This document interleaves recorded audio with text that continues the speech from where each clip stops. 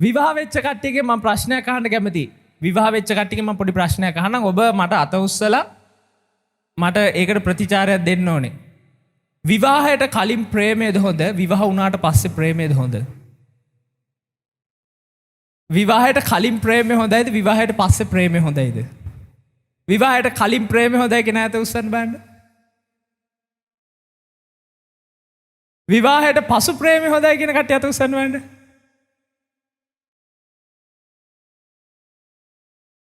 දෙකම හොඳ නෑ කියන කට්ටිය.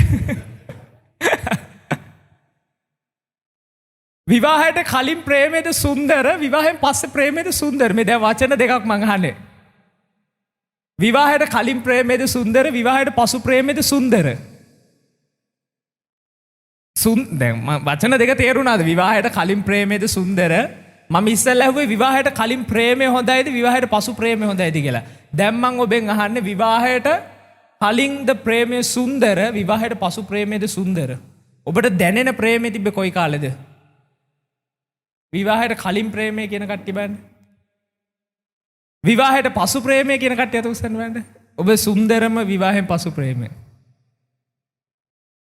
ඒක අත්දැකීම් දෙකක් වෙන්න පුළුවන්. මම දන්නේ නැහැ. මම දන්නේ නැති හින්දා ඔබෙන් අහලා දැනගන්නවා දැන්. ගොඩ කට්ටිය අත උස්සුවා කීප දෙනෙක් කැරෙන්න විවාහයට කලින් ප්‍රේමය සුන්දරයි. විවාහයෙන් පසු ප්‍රේමය අලංකාරයි. විවාහයට කලින් ප්‍රේමය සුන්දර වෙන්නේ තොරතුරු දන්නේ නැහැ, තොරතුරු දැනගන්න උත්සාහ කරනවා, තොරතුරු හොයාගෙන යනවා. අර හැංගිච්ච දේවල් හොයාගද්දි මාර ලස්සනයි නේද? සාමාන්‍යයෙන් අපි පොතක් වුණත් කියවද්දි කුතුහලයේ තියෙද්දි තමයි ඒක ගොඩක්ම ලස්සන.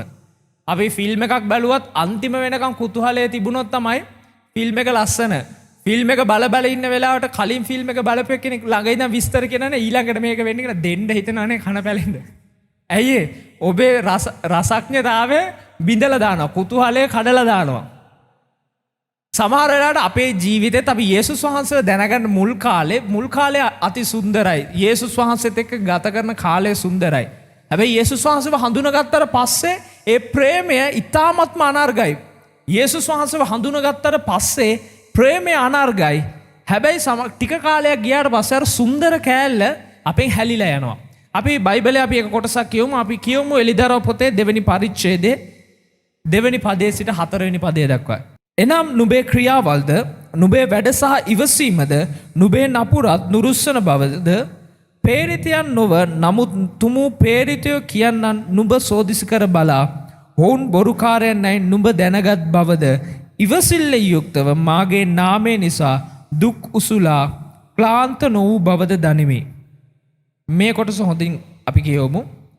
නමුත් නුබේ පළමු ප්‍රේමය අතහැරියේ යන කාරණය නුඹට විරුද්ධව මට ඇත්තේය. මෙතන කියනවා මේ කාරණාව ඔබ ඔලුවට ගන්න එපා. මෙතන කියනවා මේ කාරණාවල් උනත් මේ කාරණාවල් උනත් දෙවියන් වහන්සේගේ හොඳ කාරණාවල් ටිකක් කියන්නේ. දෙවියන් වහන්සේ තුල ඔබ හොඳයි, මේ තුල හොඳයි, ඔබ මේ තුල හොඳයි. ඊට පස්සේ තුන්වෙනි පදේ කියනවා මේ මොන කාරණාව තිබුණත් හතරවෙනි පදේටදී කියනවා පළමු ප්‍රේමය අතහැරියේ යන කියන වැරද්ද ඔබට විරුද්ධව තිබුණා. ඔබ පළමු ප්‍රේමය අතහැරියා, ඒ වැරද්ද ඔබට විරුද්ධව තියෙනවා. ෆස්ට් ලව් එක අතහැරියා, ඒ වැරද්ද ඔබට තියෙනවා. ඒ මේ දැම් කියන්නේ ඔබ ෆස්ට් ලව් එකදී කාට හරි බූට් එකක් තියපු එක නෙමෙයි. ඔබ දැන් කල්පනා කරේ මාර ප්‍රශ්නේ වෙන්නේ මම ෆස්ට් ලව් එකට බූට් එක තිබ්බා. ඒක තමයි මට දැන් දෙවියන් වහන්සේට විරුද්ධව මට තියෙන වැරද්ද. නෑ, ඒක ගැන නෙමෙයි දෙවියන් වහන්සේ කතා කරන්නේ. දැන් එයාව මතක් කරගන්නත් එපා. දැන් ගොඩ කට්ටිය ෆස්ට් ලව් එක මතක් කරාද? ඒක මතක් කරගන්න එපා. දෙවියන් වහන්සේ කියනවා පළමු ප්‍රේමය අතහැරියේ කියන වැරද්ද මට විරුද්ධව ඔබට තියෙනවා. ඔබ අර දේ හොඳයි, මේ දේ හොඳයි. ඔබ මේක එපීස සභාවට යවන ලිපියක්. මේ ස්ථානයේ පළවෙනි පදේ කියන එපීස සභාවට යවන ලිපිය නම් මේ කියලා විස්තරයක් කියලා තමයි පටන් ගන්නෙ. කියනවා ඔබ මේ කාරණාවල් හොඳයි. ඔබේ සභාවේ මේවා හොඳයි. ඔබේ සභාවේ අර දේ හොඳයි. ඔබ මාත් සමග හිටියා. මගේ පැත්තේ හිටගත්තා. ඔබට විරුද්ධව යම් කිසි මිනිසයා යම් දේවල් කරද්දී ඒ දේවල් වලට ඔබ මහන්සි වුණේ. ඒ ගැන බලලා ඔබේ ඇදහිල්ල අතහැරියේ නෑ. නමුත් ප්‍රථම ප්‍රේමය අතහැරියා කියන වැරද්ද ඔබට විරුද්ධව මං ඉදිරියේ තියෙනවා. අපිටත් සමහරලාට මම පීඩාව ගැන කතා කරන්න ඔබට සූදානම් වෙද්දී පීඩාකාරී වාතාවරණ කියන්නේ ගිය සතියේ ගැහුවා. මේ සභාව පටන් ගත්ත දවසේ ඉඳලම පීඩා කරලා තියෙනවා. අපි ඉස්සෙල්ලා මෙතන පොඩි කණු ටිකක් හිටවලා ටකරන් ටිකක් දාලා මං හිතන්නේ ජීවනියන්ටි ඒ සභාව දන්නවා. ඒ එතන මෙතන පළවෙනියටම මේ ඉඩම අරගෙන ටකරන් ගහපු පල්ලිය දන්නේ කවුද? කණු ටිකක් හිටවලා සරලෙන්ටි දන්නවා. ප්‍රකාශ අයියා ඉඳලා තියෙනවා. ප්‍රකාශ අයියා ජීවනියන්ටි සරලෙන්ටි ඒ දවස්වල ඇවිල්ලා අපිට මේක හදන්න පවා මහන්සි වුණා කට්ටිය. මම එතකොට පොඩි. ඒක කඩලා දාන්න කියලා නගරාධිපති ඇවිල්ලා කෑ ගහලා ඒව කඩලා දැම්මා. ඊට පස්සේ අපි මෙතන පොඩි පල්ලිය හැදුවා. ඊට පස්සේ ප්‍රශ්න ආවා. ඊට පස්සේ පාස්ටර් විස්තරේ කිව්වා. දැන් තට්ටු 4ක් වෙනකන් හදලා තියෙනවා. හැබැයි සභාව පටන් ගත්ත දවසේ ඉඳලා පීඩා තිබුණා. අද දවසේ දෙවියන් වහන්සේ සභාවටත් මතක් කරනවා දැනුත් පීඩාකාරී වාතාවරණයක් කාලයකට පස්සේ පීඩාකාරී වාතාවරණයක් අපිට නිර්මාණය වෙලා තිබෙනවා. පීඩාකාරී වාතාවරණය තුල හැම දෙයක් තුලම ඔබ ඇදහිල්ල නැති කරගත්තේ නැහැ. ඔබට ගමේ මිනිස්සු සමහරවල්ලාට ගැලවීම ලැබුවම සමහර අයට ගමේ මිනිස්සුන්ගේ මාර කතා ටිකක් අහගන්න වෙන්නේ. ඔබ ලෝකේ කරලා නැති පව් ගොඩක් ඔබට මිනිස්සු විසින් පටවනු ලබනවා. ඔබ කරදරයට පත් වෙලා ඉදි සමහරවල්ලාට මිනිස්සු ඇවිල්ලා ඔබට හාල් මිටියක් දෙන්නේ නැහැ. ඔබට ප්‍රශ්නයට ලක් වෙලා ඔබේ කඩාගෙන වැටීම් වලට ලක් වෙලා ඔබ ඔක්කොම නැති වෙලා තියෙදි කවුරුත් ඇවිල්ලා හාල් කිලෝ එකකුයි පරිප්පු කිලෝ එකක් ඔබට දීලා යන්න දෙන්නේ නැහැ. නමුත් ඔබ දේවස්ථානයට ගිහිල්ලා දෙවියන් වහන්සේව අදහගෙන ඔබ දියුණු වුණාට පස්සේ ඒ කිසිම දෙයක් හාල් මිටියක් දෙන්න ආපු නැති මිනිස්සු ඔබට විරුද්ධව ගොඩාක් කතා කියනවා. සමහර මිනිස්සු ඒ කතා අහලා ඔවුන්ට මතක නැහැ අපි ආයෙ මේ ඔළුව උස්සගත්තේ දෙවියන් වහන්සේ නිසා කියලා.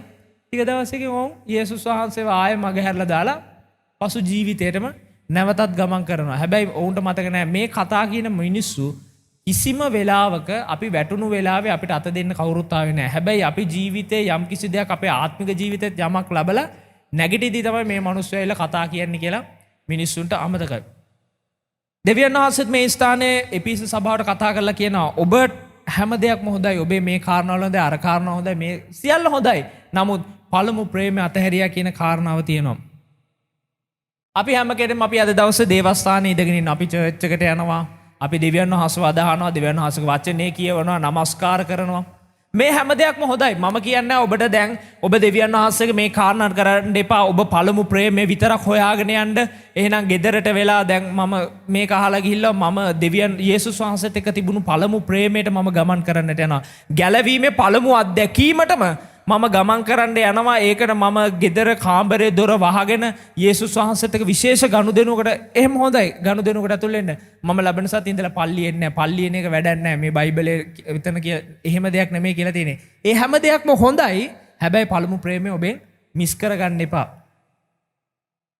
අපි චර්ච් යනවා.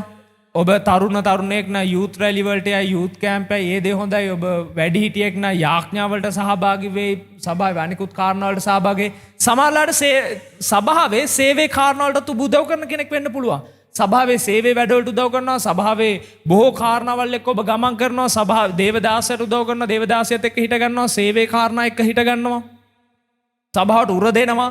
සභාවේ වැඩ කටයුතුත් එක්ක ගමන් කරනවා. සමහරලාට ගෙවල් වලට ගිහිල්ලා මිනිස්සු විසිට් කරනවා. මනුෂ්‍යයන්ව ධෛර්යමත් කිරීමේ සේවයේ ඔබ ඉන්නවා. ඔබ ගීතය කණ්ඩායමේ ඉන්නවා වෙන්න පුළුවන්. ඔබ තව කෙනෙක්ට උගන්වන්න ඉන්න කෙනෙක් වෙන්න පුළුවන්. ඔබ බොහෝ සේවයන් වල නිරත වෙලා ඉන්නත් පුළුවන්. නමුත් බොහෝ කාරණාවල් අපේ ජීවිතේ තිබුණත් අපි යේසුස් වහන්සේත් එක්ක තියෙන පළමු ප්‍රේමය අපෙන් ගිලිහුණොත් දෙවියන් වහන්සේ මේ ස්ථානේ පෙන්වලා දෙනවා. මොන දේ තිබුණත් මොන කාරණාව යහපත් ඔබ ඉදිරියේ තිබුණාත් දෙවියන් වහන්සේගේ කාරණාවල් එක්ක මගේ දේවල් එක්ක ඔබ මොන කාරණාවල් එක්ක ඔබ සිටගත්තත් ඔබ මාත් එක්ක තිබුණු ඒ ප්‍රථම ප්‍රේමය ඔබ මාත් එක්ක ඇති කරගත්ත ඒ ප්‍රථම ප්‍රේමය ඔබේ ගිලිහිලා නම් ඒක ඔබ මං ඉදිරියේ වැරදිකාරයෙක්ව සිටිනවා. ප්‍රථම ප්‍රේමය මිස් වුණොත් අපි දෙවියන් වහන්සේත් එක්ක තිබුණු ප්‍රථම අත්දැකීම මම ඔබෙන් ඇහුවා ඔබ විවාහ වෙන්න කලින් ප්‍රේමය කොහොමද? විවාහ වෙන්න කලින් ප්‍රේමය සුන්දරයි. හැබැයි විවාහ වුණාට පස්සේ ටික කාලයක් ගියට පස්සේ ප්‍රේමය අර ඊතරම් සුන්දර නෑ. හැබැයි හැම කෙනෙක්ම කැමති ඒ සුන්දර අත්දැකීමට යන්න. නමුත් යේසුස් වහන්සේත් එක්ක ඇති කරගත් ප්‍රේමය ඒ සුන්දරත්වය දැන් වෙද්දි ඔබට ගිලීලා නම් ඔබට කල්පනා කරන්න පුළුවන් ඉඳගෙන ඉන්න ස්ථානයේ ඉඳලා ඒ සුන්දරත්වයට ඔබට ගමන් කිරීමේ අවස්ථාව එහෙමම තියෙනවා. සමහරවිට අපේ කාරණාවල් නිසාම තමයි අපිට ඒ දේවල් මගහැරලා යන්නේ. අපි ගොඩක් වෙලාවට දෙවියන් වහන්සේට කියනවා අපි මොන හරි අපේ ජීවිතේ මූණ දෙන කාරණාලා આવොත් අපි කියන අපි දෙවියන් වහන්සේට බෙල්ල දෙන්නම්. අපි අපේ දෙවියන් වහන්සේට අපි ජීවිතේ උනත් දෙන්නම්. කී දෙනෙක් සූදානම් දෙවියන් වහන්සේට යේසුස් වහන්සේට තමන්ගේ ජීවිතය පූජා කරන්න උනොත් කී දෙනෙක් සූදානම්ද තමන්ගේ ජීවිතේ යේසුස් වහන්සේට පූජා කරන්න? අද ලංකාවේ නෝටිස් එකක් ගන්න එහෙම එකක් වෙන්නේ නැහැ. එහෙම ප්‍රශ්නයක් නැහැ ලංකාවේ. අද නෝටිස් එකක් ගහනවා යේසුස් වහන්සේ විශ්වාස කරන හැම මිනිහෙක්වම අද දවසේ සමූල ඝාතනය කරනවා. ඔබට මේ වෙලාවේ වෙලාව තියෙනවා ඔබ යේසුස් වහන්සේව හඳුනන්නේ නැහැ කියන්නේ. ඔබ යේසුස් වහන්සේව හඳුනනවා කියනවා නම් අද දවසේ ඔබේ ජීවිතය මරලා දානවා. ඔයාලට වෙඩි තියලා දානවා. කී දෙනෙක් සූදානම්ද දෙවියන් වහන්සේ ඇත්තයි යේසුස් වහන්සේ ඇත්තයි මගේ ජීවිතේ මම යේසුස් වහන්සේට දෙනවා කියන්නේ. මුළු සභාවක් සූදානම් යේසුස් වහන්සේ උදෙසා තමන්ගේ ජීවිතය දෙන්න. මුළු සභාවක් සූදානම් අපි හැම කෙනෙම අපි කියන අපි දෙවියන් වහන්සේට ජීවිතය දෙනවා. අපි දෙවියන් වහන්සේට අපේ සම්පූර්ණ අපි ජීවිතය කැප කරන්නම්. අපි කියවමු 1 යොහන් 3:18 වෙනි පදය. මාගේ ප්‍රිය දරුවනි වචනෙන්වත් දිවෙන්වත් නොව ක්‍රියාවෙනුත් සැබෑවෙනුත් ප්‍රේම කරමු. මේ ස්ථානේ පැහැදිලි සිංහලෙන් අපිට කියලා තියෙනවා. වචනෙන්වත් දිවෙන්වත් නෙමෙයි දෙවියන් වහන්සේට අපේ ක්‍රියාවෙන් අපි දෙවියන් වහන්සේට ප්‍රේම කරමු. අපේ වචනයවත් අපේ දිවෙන් අපි කියන දේවත් අපි ප්‍රකාශ කරන දේෙන්වත් නෙමෙයි අපේ ක්‍රියාවෙන් තමයි ප්‍රේමය ප්‍රකාශ වෙන්න ඕනේ. අපිට කටින් කියන්න පුළුවන් අරවිද් මම ඔයාට ආදරෙයි මම යේසුනි ඔබ උදෙසා කැප වෙනවා මං ඔබ උදෙසා ජීවිතය දෙනවා. නමුත් සමහරවිට අපි ක්‍රියාවෙන් ඒ දේ සිදු කරන්න උනාම බොහෝ මිනිස්සු 90%කට වඩා බොහෝ මිනිසයන් තමන්ගේ කකුල තමන්ගේ පිටතට ගන්නවා. සමහරවිට අපේ ජීවිතේ අපි පළවෙනි ස්ථානයේ අපේ පවුල අපේ ජීවිතේ අපේ සමහරවිට අපේ පළවෙනි ස්ථානයේ අපේ සම්බන්ධතාවය සමහරවිට අපේ ජීවිතේ ප්‍රථම ස්ථානයේ අපි හැම දෙයකටම ජීවිතේ පළවෙනි තැන දීලා තියෙන්නේ අපේ රැකියාවට නැත්නම් අපේ ආදායම් මාර්ගයට නැත්නම් සමහරවිට අපේ ජීවිතේ පළවෙනි තැන දීලා තියෙන්නේ අපේ අධ්‍යාපනයට අපේ වැඩ කටයුතු වලට නැත්නම් අපේ අධ්‍යාපනය ලැබෙන කාරණා වලට අපි ජීවිතේ ගොඩක් වෙලාවට අපේ ජීවිතේ ප්‍රථම ස්ථානයේ දීලා තියෙන්නේ. අපිට පුළුවන් වචනෙන් කියන්න මම දෙවියන් වහන්සේට මගේ ජීවිතය දෙන්න කැමතියි. අපි කියනවා දෙවියන් වහන්සේට යේසුස් වහන්සේ උදෙසා මම මගේ ජීවිතය දෙන්නම්. අපි කියනවා උන්වහන්සේට යේසුනි මම ඔබ වහන්සේ උදෙසා ජීවිතය දෙන්නම්. හැබැයි මගේ ජීවිතයේ තියෙන වැරදි සම්බන්ධතාවය අපි කිසිම කෙනෙක් නවත්තන්න කැමති නැහැ. සමහරවිට අපි දෙවියන් වහන්සේට කියනවා යේසුනි මගේ ජීවිතය මම ඔබ වහන්සේට දෙන්නම්. හැබැයි මගේ ජීවිතයේ තියෙන වැරදි සම්බන්ධතාවය අපි නවත්තන්න කැමති නැහැ. සමහරවිට අපි කියනවා යේසුනි මම මගේ ජීවිතය ඔබ වහන්සේට දෙන්නම්. හැබැයි යේසුනි මගේ තියෙන ඇබ්බැහිකම මට නවත්තන්න බෑ. සමහරවිට අපි යේසුස් වහන්සේට කියනවා යේසුනි මගේ ජීවිතය දෙන්නම්. මගේ මේ කාරණාවල් මගේ ජීවිතෙන් අයින් කරන්න බෑ. ජීවිතය දෙන්නම්. හැබැයි මම පල්ලියට ඇවිල්ලා මේ ඉඳගෙන ඉන්න පැය දෙකවත් ඔබ වහන්සේට මට දෙන්න බෑ. මට ෆෝන් එක ඔබන්න තියෙනවා. ඒ ෆෝන් එක මම ඔබලා බලන්නම්. යේසුනි මම ඔබ වහන්සේට මගේ ජීවිතය දෙන්නම්. හැබැයි මේ පැය දෙකේ ෆෝන් එක ඕෆ් කරන්න මට බෑ. ජීවිතය දෙන්න ලෑස්ති. හැබැයි ඔබේ ෆෝන් එක ඕෆ් කරන්න කිසි කෙනෙක් ලෑස්ති නෑ. ජීවිතය දෙන්න ලෑස්ති. තමන්ගේ ජීවිතයේ තියෙන සමහර වැරදි සම්බන්ධතාවයන් නවත්තන්න මිනිස්සු ලෑස්ති නෑ. මිනිස්සු ජීවිතය දෙන්න ලෑස්ති. හැබැයි තමන්ගේ ජීවිතයේ තියෙන ඇබ්බැහිකම අතහැරලා දාන්න කැමති නැහැ. ජීවිතය දෙන්න ලෑස්ති.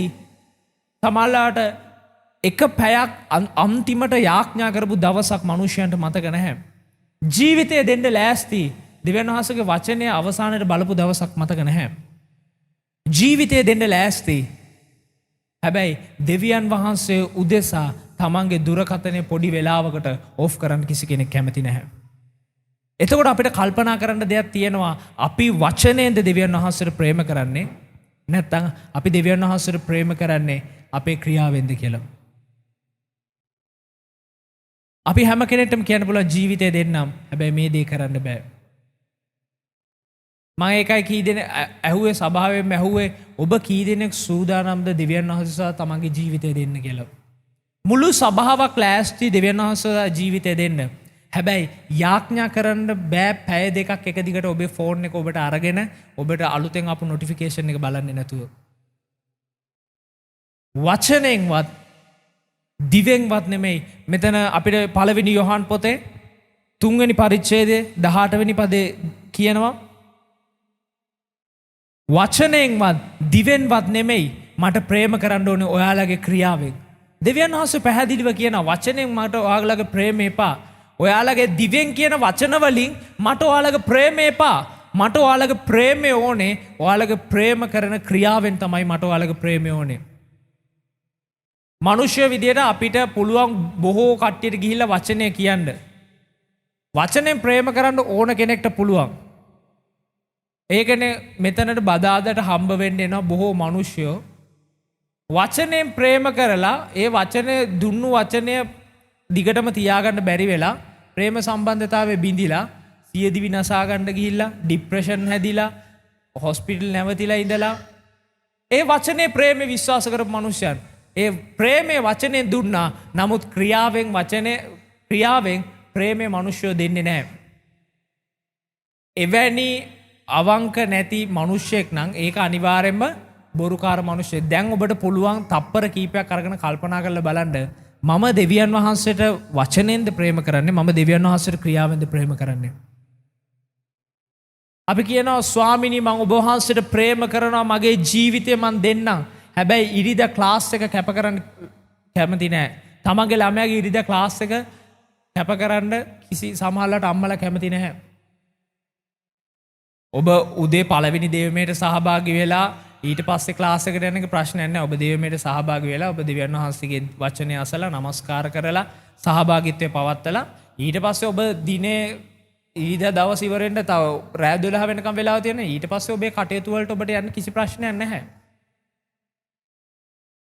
වචනෙන් අපි දෙවියන් වහන්සේට ප්‍රේම කරනවා. සමහරවිට අපේ බිස්නස් එක, අපේ කඩේ, අපේ ෂොප් එක අපි ඒක වහන්න කැමති නැහැ. එදාට අපි වැඩ. එදාට සමහරවිට අපි මෙතන ඉඳගෙන ඉන්නේ අපේ ශරීරය මෙතන. හැබැයි අපේ සිත අපේ බිස්නස් එකත් එක්ක. සමහරවිට අපේ ශරීරය මෙතන, අපේ මනස අපේ වෙන සම්බන්ධතාවයක් එක්ක. අපේ ශරීරය මේ ස්ථානේ, නමුත් අපේ කල්පනාව අපේ වෙන කාරණාවල් එක්ක. දෙවියන් වහන්සේ කියන්නේ ඔබගේ වචනේ ප්‍රේමය නොවේයි ඔබේ ක්‍රියාවේ ප්‍රේමයක් මට ඕනේ. අපි මේ තප්පර දෙකක් ගන්න. තප්පර දෙකක් මම ඔබට දෙන්නම්. තප්පර දෙකක් අරන් කල්පනා කරලා බලන්න මම වචනයෙන්ද දෙවියන් වහන්සේට ප්‍රේම කරන්නේ නැත්නම් මම ක්‍රියාවෙන්ද ප්‍රේම කරන්නේ? ඔබ කල්පනා කරලා බලන්න අද දවසේ මට දෙවියන් වහන්සේ උදෙසා මම ප්‍රේම කරනවා හැබැයි මට කැප කරන්න බැරි කාරණාව මොකද්ද? මේක කිතුණුවන්ට මේ කතා කරන්නේ එපීස සභාවට. මේ එපීස සභාව කියන්නේ දෙවියන් වහන්සේ තුල හොඳින් හිටපු මිනිස්සු ටිකක්. මේ කතා කරන්නේ මුල් අවදියේ කිතුණුවන්ට. මේ අපි වගේ යේසුස් වහන්සේ පොළවෙන් ඇවිල්ලා යේසුස් වහන්සේ නැවත නැගිටලා ස්වර්ගස්ථ වෙලා අවුරුදු 2000කට පස්සේ සෙනගක් නෙමෙයි. මේ කතා කරන්නේ මුල් සභාවේ. මුල් සභාවට මේ කතා කරන්නේ. ඒ මිනිස්සුන්ටම ප්‍රථම ප්‍රේමය අතහැරුණා නම් මෙතන කියනවන සභාවක් විදියට ඔබ මට ප්‍රථම ප්‍රේමය අතහැරුන්නේ නැහැ. මට යේසුස් වහන්සේත් එක්ක ප්‍රථම ප්‍රේමය හැරුන්නේ නැහැ කියලා ඒක අමූලික බොරුවක්. පෞද්ගලික අත්දැකීම අනුව මට ඒ අත්දැකීම තිබෙනවා. යේසුස් වහන්සේත් එක්ක තිබුණු පළමු ප්‍රේමය සමහර කාලවලදී මගේ ජීවිතේ මිස් වෙලා තිබෙනවා. පළමු අත්දැකීම මගේ ජීවිතේ සමහරවිට මට මිස් වෙලා තිබෙනවා. ඔබ තප්පර දෙකක් දෙන්න ඔබ කල්පනා කරලා බලන්න මගේ ප්‍රථම ප්‍රේමය යේසුස් වහන්සේත් එක්ක නොවෙනස්ව තාම තියෙනවද? ඒ ප්‍රථම ප්‍රේමයට ගමන් කරන්න බැරි සමහර කැප කරන්න බැරි කාරණාවල් තිබෙනවද කියලා ඔබ කල්පනා කරලා බලන්න. මම තප්පර දෙකක් දෙන්න ගන්න වෙලාව.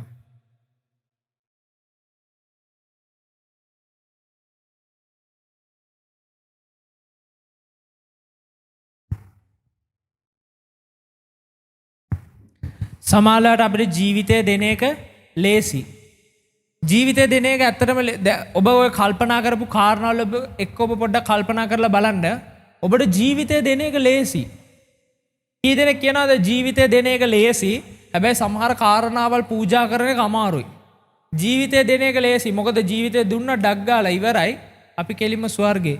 හැබැයි ජීවිතය දෙන එකට වඩා සමහර අපේ තිබෙන පුරුදු, සමහර අපේ තිබෙන ඇබ්බැහිකම්, සමහර අපේ තිබෙන අපි ඇලිලා ගැලිලා ඉන්න සමහර කාරණාවල් පූජා කරන එක තමයි අපිට ගොඩක්ම අමාරුව.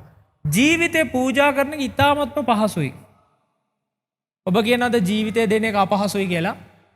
මම එකයි කිව්ව අද දවසේ ලංකාවේ ඉන්න කිතුණු ඔක්කොම මරනවා කියලා කිව්වොත් ඔබට ජීවිතේ දෙන්න කිසිම ප්‍රශ්නයක් නැහැ. මුළු පවුලම එකපාරට ඩොග් ගාලා ඉවරයි. මුළු පවුලම දෙවියන් වහන්සේට ජීවිතේ දෙන්න සූදානම්. ඒක නිසා යේසුස් වහන්සේ මරනවා කියලා තීරණය කරොත් එකපාර ඉවරයි. සමහර කාරණාවල් තියෙනවා සමහරලාට අපිට පූජා කරන්න බෑ. සමහර වෙලාවට අපේ අහංකාරකම අපිට දෙවියන් වහන්සේව පූජා කරන්න බෑ. සමහරලාට අපේ ලොකුකම දෙවියන් වහන්සේ ඉදිරියේ අපිට පූජා කරන්න බෑ. සමහරලාට අපේ මමත්වය අපිට දෙවියන් වහන්සේ ඉදිරියේ පූජා කරන්න බෑ. අපේ ආත්මාර්ථකාමීත්වය වැඩි සමහර දේවල් වලට වඩා දෙවියන් වහන්සේට පූජා කරන්න බෑ. නමස්කාර කරන්න ලැජ්ජයි අත් දෙක උස්සලා මට ලැජ්ජයි තව කෙනෙක් දැක්කොත් ඒක මම නමස්කාර කරන විදිය හරි නෑ. සමහරලාට ලැජ්ජයි දෙවියන් වහන්සේගේ ආත්මය ලැබිලා මම මේ කියන්නේ ඔබ මේ පල්ලියට ඇතුල් වෙච්ච වෙලාවෙ ඉඳලා මේකෙක් ගත කරන හැම පැයක්ම දෙවියන් වහන්සේ ඉදිරියේ දන ගහගෙන අඬන්න ඕනේ කියලා මම කියන්නේ හොටු පෙරාගෙන හැමදාම. නමුත් ප්‍රේමය විශේෂයෙන් දැනුණු වෙලාවක දෙවියන් වහන්සේත් එක්ක ප්‍රේමයේ ගනුදෙනුවකට යන්න සමහරු ලැජ්ජයි අඬලා දෙවියන් වහන්සේගේ ඉදිරියේ තමන්ගේ පාපය ගැන පසුතැවිලි වෙන්න ලැජ්ජයි. තමන්ගේ මමත්වය නිසා තමන්ගේ ආත්මාර්ථකාමීත්වය නිසා.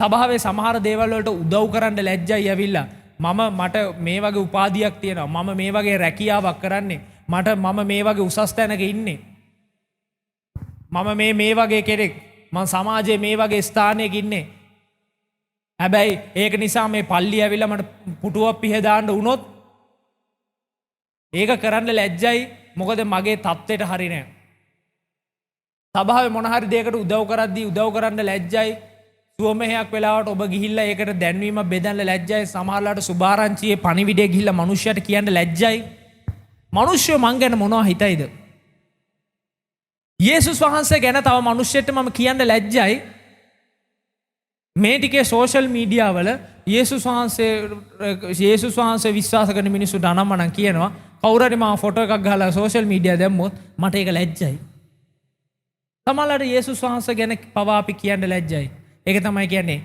අපි මුඛයේ අපේ වචනයෙන් සහ දිවෙන් අපි යේසුස් වහන්සේට ප්‍රේම කරනවා මුඛයේ දිවෙන් සහ වචනයෙන් අපි දෙවියන් වහන්සේට ප්‍රේම කරනවා හැබැයි අපේ ක්‍රියාවේ අපේ ප්‍රේමයක් නැහැ කල්පනා කරලා බලන්න ඔබ අරක මේක ඔක්කොම හොඳයි ඒ ඔක්කොම වැල් බයිලා අන්තිමට කරන්න ගියාම පුස් අපිට වචනෙන් බයිලා ගහන්න පුළුවන් ගොඩක් කිතුනුව කරන්නේ අපි හැමෝම කරන්නේ 90% අපි හැමෝම කරන්නේ වචනෙන් බයිලා ගහන එක තමයි. ඕ මම යාඥාව ස්වාමින් වහන්සේගේ ක්‍රියාව නිදහස් වෙනවා මෙතන බොරුවනේ මෙතන යාඥාවට ඉන්නේ කී දෙනාද? පහුගිය ටිකේ පීඩාව හමුවේ යාඥාව අරක වෙනස් කරා මේක වෙනස් කරා යාඥාවට දෙවියන් වහන්සේ මේකයි හැබැයි එක පැයක් ඔබට දෙවියන් වහන්සේට දෙන්න බෑ. මම අරම යාඥා කරේ මම මෙහෙම දේශනා කරේ මම අරක කරේ මම මේක කරේ හැබැයි දැන ගහන්න ඔබට පැයක් බෑ. සාමූහිකව එකතු වෙලා දෙවියන් වහන්සේගේ වචනය අනුව එක්සිටව ඔබට යාඥා කරන්න බෑ. සමහර වෙලාවට අරයා ඉන්න නිසා මට බෑ මෙයා ඉන්න නිසා බෑ. අරයා මේ ක්‍රමයට යනවා නම් විතරයි අපි සූදානම් පල්ලියේ මේ කෑල්ල මට අල්ලන්නේ නෑ. මේ කණුව තියෙන විදිය පොඩ්ඩක් ඇදයි මේක ලඹ වෙලා නෑ. ඒක නිසා මට මේ පල්ලියේ මෙතන යාඥා කරන්න අමාරුයි. අරයාගේ අරක ඇදයි අරයාගේ මේක ඇදයි අරයා බෙල්ට් එක දාන්නේ පැත්තට අරයාගේ ගවුමේ පටියේ තියෙන්නේ ඉන පල්ලෙහාට ඒක වැඩි අතන තියෙන්නේ මෙතන තියෙන්නේ ඒක නිසා මට යාලා ඉන්නවනේ යාඥාවට එන්න බෑ. නමස්කාරය මෙහෙවන්නේ අද පාස්ටර් විනෝල් ඕකවගේ නමස්කාරය මට පේන්න බෑ ඒක නිසා මට ඕක නමස්කාර කරන්න බෑ. එහෙම ඔබ හිතනවාද එහෙම ප්‍රශ්න නෑ කියලා? මිනිස්සුන්ට තියෙන ප්‍රශ්න මම මේ කියන්නේ.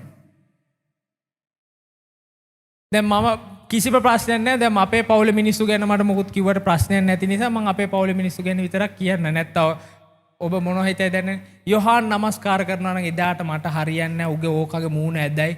ඕකගේ රැවුලාර මෙතන හරියට වැවෙන්නෙත් නැහැ. ඒක නිසා පොර නමස්කාර දැන් කියන්න තියෙනවා කියන්නවා. මෙතන රැවුලත් පොඩ්ඩක් බාගෙට වැවෙන්නේ එතන වැවෙන්නෙත් නැහැ. ඒක නිසා නමස්කාර කරන්න බෑ. ඒවා ප්‍රශ්න. පාස්ටර් සංකරට මොනවද අවුලක් නැහැ. සභාවේ සේවය කරන නිසා ඒකින් අවුලක් නැහැ. පාස්ටර් සංකර් දේශනා කරද්දී යාගේ සිංහල එච්චර හොඳ නැහැ. ආපෝ එයාගේ සිංහල හරි නැහැ. ඔයි ඒ මනුස්සයාගේ සිංහල හරියන්නේ ඉතින් නැහැ නේ මනුස්සයා දෙමළ මනුස්සයෙන්නේ. මම දෙමළ කතා කරොත් ඉතින් ඒ වගේ තමයි. ඒ මනුස්සයාගේ සිංහල හරි නෑ. ඒක නිසා හරියන්නේ නෑ මට නමස්කාරය. වචනෙන් ප්‍රේම කරනවා. හැබැයි සාමූහිකව දෙවියන් වහන්සේගේ අභිමුඛයවත් සමහර වෙලාවට දෙවියන් වහන්සේ ඉදිරියේ අපිට හිට ගන්න බෑ. දෙවියන් වහන්සේ කියනවා ඔබ එක්සිත්ව නමස්කාර කරන්න. එක්සිත්ව නමස්කාර කරන්නේ අත් දෙක උස්සන්න ලැජ්ජයි. සමහරවිට අරයා පල්ලේ ඉන්න ලැජ්ජයි. ඉස්සරහදී ආරුගේ ඇඳුම මෙහෙම අරුමුගේ ඇඳුම පේන්නේ නැද්ද? අර ගෑණිගේ ඇඳුම පේන්නේ නැද්ද? මාර ප්‍රශ්න තියෙන්නේ. සමහරවිට මේ කුඩා දේවල් කුඩා දේවල් අනිත් බොහෝ අඩුපාඩු ලොකු දේවල් බවට පත් කරගෙන තමන්ට ඒ වගේ ප්‍රශ්න ඉදිරිපත් කරනවා නම් ඒ වගේ ප්‍රශ්න කවුරු හරි මගෙන් ඇවිල්ලා ඇහුවොත් මං අහනවා ඔයා ඒ කෙනා ගැන යාඥා කරාද? ඒ කෙනා උදෙසා ඔබ පැයක් යාඥා කරන්න. කෙනෙක් ප්‍රශ්නයක් නම් මං ඒ කෙනාට කියනවා ඔයා එයා ගැන යාඥා කරන්න අද ඉඳලා හොඳට. දැන් ඔබ කවුරු හරි ගැන මම ඔයාලට කිව්වොත් ඔයා ඒ කෙනා ගැන යාඥා කරන්න කියලා පොඩ්ඩක් ඔයා කල්පනා කරලා බලන්න ගෙදර ගිහිල්ලා. ඇයි මං ඔයාට ඒ කෙනා ගැන යාඥා කරන්න කිව්වේ කියලා. මොකද අපිට මිනිස්සු වෙනස් කරන්න බෑනේ. ඔබ යාඥා කරන්නේ මේ මනුස්සයා හොඳ දෙයකටපත් වෙන්න කියලා. ඒක තමයි අපිට කරන්න පුළුවන් දේ. සමහරවිට වචනෙන් අපිට දේවල් කරන්න පුළුවන්. වචනෙන් ප්‍රේම කරන්න පුළුවන්. වචනෙන් පොරොන්දු දෙන්න පුළුවන්. වචනෙන් අරක කරන්න මේක කරන්න යේසුස් වහන්සේට ජීවිතය දෙන්න බෙල්ල දෙන්න. මම දංගෙඩිය බෙල්ල තියන්නම්. යේසුස් වහන්සේ උදෙසා මැරෙන සැටි මම පෙන්නන්නම්. හැබැයි සමහර වෙලාවට සමහර දේවල් අපි දේවරාජ්‍යයේ උදෙසා සහ දෙවියන් වහන්සේගේ ඉදිරියේ අපි පූජා කරන්න අපි කැමති නැහැ. අපේ දේවල් අපි ගලව ගන්න කැමති නැහැ. අපි හදා ගන්න කැමති නැහැ. අපි දන්නවා මගේ මේ කෑල්ල නරකයි මේක අයින් කරන්න ඕනේ. හැබැයි ඒක මගේනේ. ඒක නිසා මම ඒක තියාගෙන ඉන්නවා. මං ඉස්සර කැමතිම නැති කාරණා තමයි මගේ තරහ අයින් කරගන්න. මට මාර විදියට තරහ යන කෙනෙක් මම මේ ගිය අවුරුද්දේ තමයි ඒක අයින් කරගත්තේ. මම කැමති ඉස්සර තාත්තයි අම්මයි මට උපදෙස් දුන්නා මං ඒ තරහට කැමති. ඒ වගේම තමයි මං කපටි නෑ. හැබැයි මට හොර වැඩ හොඳට ඔලුවට එනවා. ඒක මම ඇයි දන්නේ මට හොර වැඩ ගොඩක් ඔලුවට එනවා. ඒ කියන්නේ මොකක් හරි ඔයාලට මට ස්කෑම් එකක් හඳුන්වා දෙන්න උනත් පුළුවන්. ඉන්ටර්නෙට් එකේ දවස් 5ක් ඇතුළත ඔයාලට කෝටි ගාණක් උපයන්න පුළුවන් ස්කෑම් එකක් හඳුන්වා දෙන්න පුළුවන්. කිසිම ප්‍රශ්නයක් නැතුව ස්කෑම් අයිඩියාස් මං ගාව තියෙනවා ගොඩක්. ඒක වෙන මිනිස්සෙට හම්බ වෙන්න ඕනේ නැති අදහස් ඒවා. මට ඒ වගේ හොර අදහස් ගොඩක් එනවා. මං ඒක අයින් කරන්න කැමති නැති මිනිස්සෙක්. මං කැමති නෑ මගේ හොර අදහස්. මම කිසිම කෙනෙක්ව විශ්වාස කරන්නේ නැති මිනිස්සෙක්. ඔබ ඇවිල්ලා මට ඕන කතාවක් කියන්න මං ඔබ hina වෙලා ඔබ කියන දේ අහගෙන ඉන්න මං ඔබ විශ්වාස කරන්නේ නෑ. මම හොයනවා මුගේ තියෙන හොර වැඩේ මොකක්ද කියලා මං හොයනවා.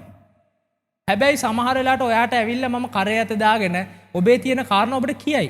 ඒ කියන්නේ මම ඒ කියන්නේ විනෝල් විදියට නෙමෙයි. මං ඒ කියන්නේ දෙවියන් වහන්සේට සේවය කරන මිනිස්සෙක් විදියට මම ඇවිල්ලා ඔබට කියන්නේ. විනෝල් විදියට මට කිසි දෙයක් ඔබට උපදෙස් දෙන්න බෑ. මං ඇවිල්ලා ඔබට දෙවියන් වහන්සේට සේවය කරන මිනිස්සෙක් විදියට සමාල් දේවල් ඔබට කියයි. මං කැමති නෑ හොර කෑල්ල මගෙන් අයින් කරගන්න. ජඩ කෑල්ල මගෙන් අයින් කරගන්න. ඒක හරි රසවත් කෑල්ලක්. ඒ ජඩ කෑල්ල හොර කෑල්ල හරි රසවත්. ඔබ පොඩි කාලේ හොර වැඩ කරලා තියෙන කට්ටිය පොඩ කතුස්සන්න. පොඩි කාලේ හොර වැඩ කරලා තියෙනවා. ට්‍රිප් ගියාම අඩුම තරමේ අර අනුරාධපුර පොළොන්නරුවේ පොඩි කාලේ ඉස්කෝලෙන් ට්‍රිප් අරන් ගියාම ඒ අර මාළ විකුණන්න තියෙන එකෙන්වත් මාළ හොරකම් කරපු කට්ටිය අතොස්සන්නකෝ. අතේ පයේ දාන්නේ හොරකම් කළා නැද්ද? තිබිරයි හොරකම් කළා නේද? කඩකාරයට පාඩුයි අපි වගේ මිනිස්සු ගියාම. ඕන්නේ නෑ ඒවා. එහෙම හොරකම් කරන්න අවශ්‍ය නෑ. පර්ස් එකේ සල්ලිත් තියෙනවා. හැබැයි මේ හොර කෑල්ල හරි රසවත් මිනිස්සුන්ට. නැද්ද හොර වැඩක් අදි జగත්තේ රස නැද්ද? අමුතු රහක් තියෙනවා. මොකද ඒ වගේ ජඩ වැඩ කරද්දී හරි අමුතු රහක් තියෙනවා. ඒකට මම හරි කැමති ඉස්සර. මම හොරකම් කරන්නේ කාගෙන්වත්. හැබැයි වෙන කෙනෙක්ගේ වැඩකට පොඩි ගේමක් ගහලා උදව් කරන්න මම උපදෙසුත් දීලා තියෙනවා ඉස්සර. ඒව සාර්ථකත් වෙලා තියෙනවා. ඒකට මම කැමති. හැබැයි මම තේරුම් ගත්තා මේ කෑල්ල මගේ ජීවිතෙන් මම අයින් කරන්න ඕනේ. යේසුස් වහන්සේ ඉදිරියේ සමහර අපි ආස කරන දේවල්, සමහර අපි ආස දේවල් සමහරවිට මගේ ජීවිතෙන් අපි ඉවත් කරන්න ඕනේ දෙවියන් වහන්සේ ඉදිරියේ අපි නිවැරදිව හැඩගැහෙන්න. මගේ කෝප වෙන කෑල්ල මම කොහොම හරි විශාල ප්‍රමාණයක් දැන් අයින් කරලා තියෙන්නේ. මගේ ඒ හොර අදහස් දෙන කෑල්ල මම අයින් කරලා තියෙන්නේ. ඒ අදහසක් ඇතිම මන කරනවා යේසුස් වහන්සේගේ නාමයෙන් කියලා. ඒ කාරණාවල් මම හිතන්න යන ඉස්සර මම ඒ කාරණා ආපුවම මම ඊට පස්සේ ඒක ඔස්සේ හිතනවා මේක මෙහෙම කරන්න පුළුවන්, මේක මෙහෙම කරන්න පුළුවන්, මෙහෙම කරලා දවස් ගණන් හිතලා තියෙනවා මේක මෙහෙම කොහොමද කරන්න පුළුවන් කියලා.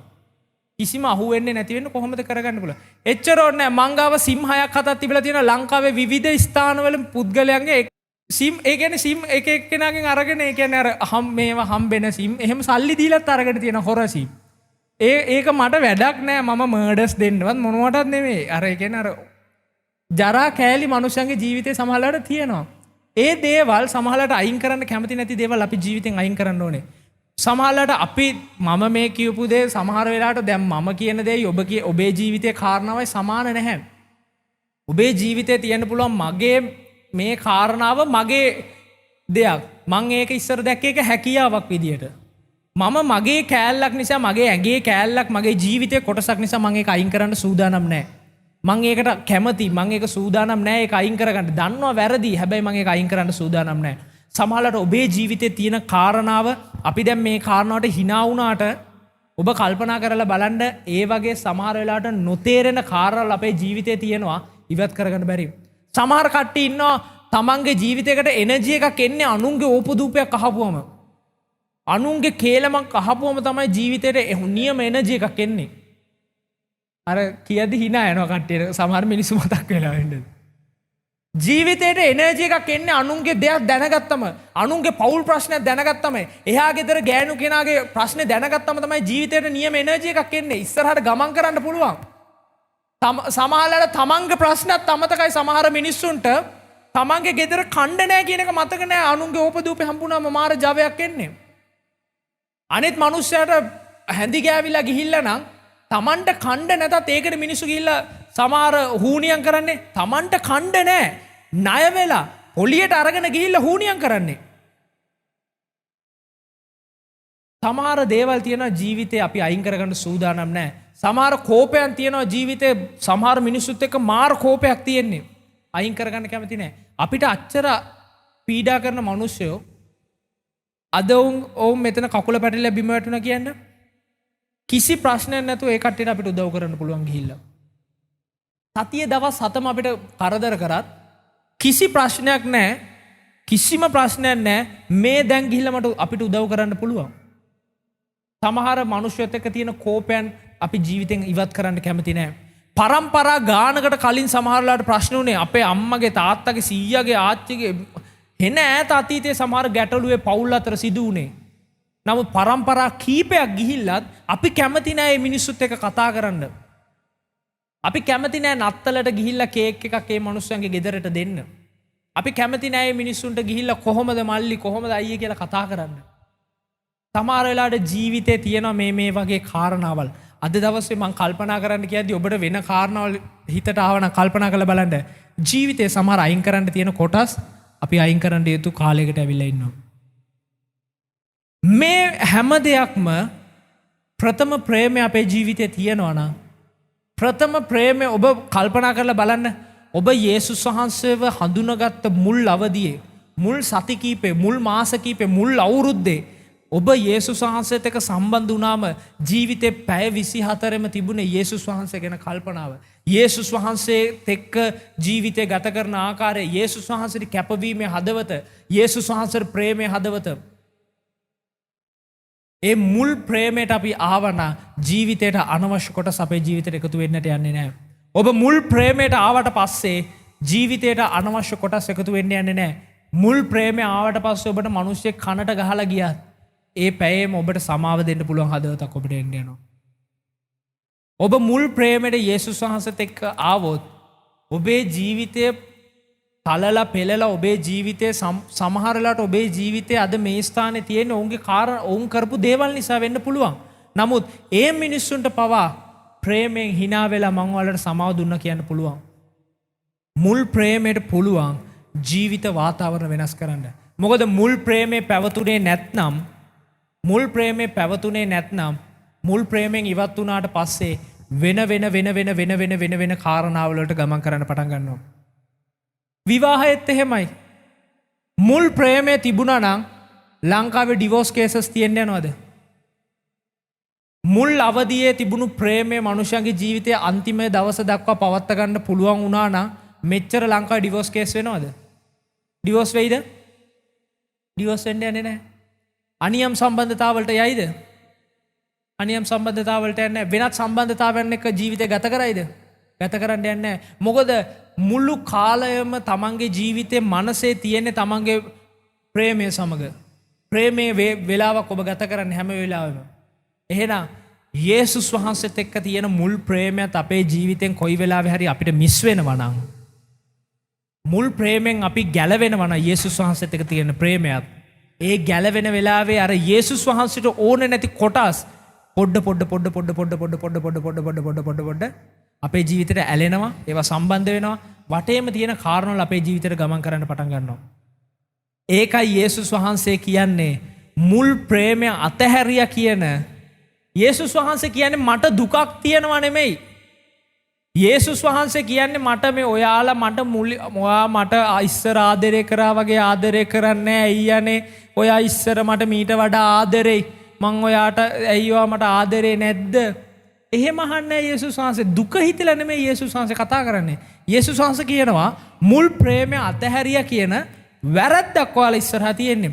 එපිස සභාවට කියන මුල් ප්‍රේමය අතහැරියා කියන වැරද්ද ඔයාලගේ ඉස්සරහා ජීවිතේ තියෙන්නේ. එහෙනම් මුල් ප්‍රේම අතහැරෙද්දී ඔබ මතක තියාගන්න යේසුස් වහන්සේත් එක්ක තියෙන මුල් සම්බන්ධතාවයේ ඈත් වෙද්දී වැරදි කියන දේවල් තමයි අපේ ජීවිතේට ගමන් කරන්න පටන් ගන්නෙ. වැරදි අපේ ජීවිතේට ඇලුනට පස්සේ ඒ කාරණාවල් එක ගමන් කරාට පස්සේ අවසාන ප්‍රතිඵලය කිතුණු වෙච්ච ඔයාලට මම පැහැදිලි කරන්න අවශ්‍යතාවයක් නැහැ. ඔබ දන්නවා අවසාන ප්‍රතිඵලය අපේ බලාපොරොත්තු ස්වර්ගය. හැබැයි අපේ ජීවිතේ කිතුණුවක් විදිහට පල්ලියේ ඉඳලා අපිට අපායට යන්න පුළුවන්. පල්ලියේ ඉඳගෙන ඉඳලා අපායට යන්න පුළුවන්. මුල් ප්‍රේමය අතහැරුණාට පස්සේ අපේ ජීවිතේට ඇලෙන්න යන්නේ වැරදි කියන කාරණාවල් ටික. වැරදි කියන කාරණාවල් ටික ඇලුනට පස්සේ ජීවිත අවසානයේදී අන්තිමට අපායට තමයි යන්න වෙන්නේ. ඒක පැහැදිලි කරන්න අවශ්‍යතාවයක් නැහැ නේද?